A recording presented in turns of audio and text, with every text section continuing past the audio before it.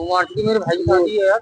देश की राजधानी में सत्ता परिवर्तन हुआ है और सत्ता परिवर्तन का एक बड़ा कारण यमुना में गिरते हुए नाले भी रहे हैं, जिसको लेकर पूर्वांचल समिति द्वारा लगातार हर साल विरोध जताया जाता है। और जो दिल्ली में जो झाग दिखाई देते हैं उसी में पूर्वांचल के लोग डुबकी लगाते हुए दिखाई देते हैं। इसको लेकर लगातार पूरे देश के अंदर हंगामा होता है और राजनीति होती है। इसी राजनीति के चलते आज अरविंद केजरीवाल की सरकार दिल्ली से जा चुकी है। अब रेखा गुप्ता की सरकार दिल्ली में सत्ता पर काबिज हुई है और रेखा गुप्ता ने शपथ ग्रहण करने के बाद ही यमुना की सफाई बड़े पैमाने पर शुरू कर दी है। अब बात करते हैं हम ताज नगरी आगरा की। ताज नगरी आगरा को लेकर सुप्रीम कोर्ट और एनजीटी लगातार कई कड़े दिशा निर्देश दे चुके हैं। इसके साथ ही नगर निगम पर करोड़ों का जुर्माना भी लगाया गया है। बावजूद इसके आगरा की कालिंदी कही जाने वाली यमुना के अंदर आज भी कई ऐसे नाले हैं जो लगातार गिर रहे हैं, लेकिन कालिंदी की सुध लेने वाला कोई दिखाई नहीं देता। कई पर्यावरणविद इसको लेकर चिंतित दिखाई देते हैं और वो लगातार सुप्रीम कोर्ट एवं एनजीटी में अपना पक्ष रखते हैं कि इस कालिंदी को किसी भी तरीके से बचाया जाए। इसके साथ ही रिवर कनेक्टिविटी अभियान के अंतर्गत ब्रज खंडेलवाल और डॉक्टर देवाशीष भट्टाचार्य यहाँ पर प्रतिदिन यमुना आरती करते हैं, जिससे शायद प्रशासनिक राजनीतिक इच्छा शक्ति लोग जनप्रतिनिधियों के अंदर जागरूक हो और यहाँ पर अविरल धारा यमुना की दिखाई दे।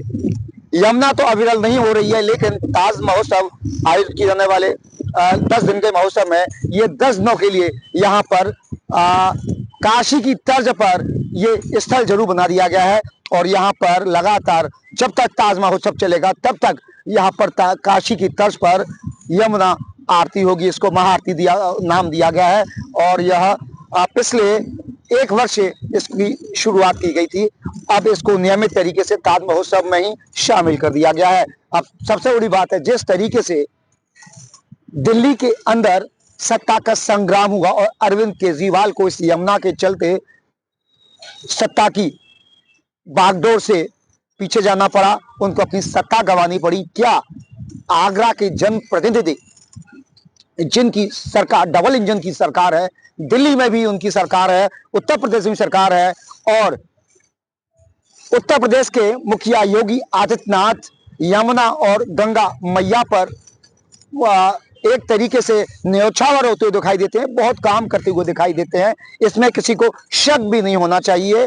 महाकुंभ आज उत्तर प्रदेश में प्रयागराज में हो रहा है, उसको लेकर ऐसा शायद ही कोई वर्ग हो जो उसकी कसीदे न कर रहा हो।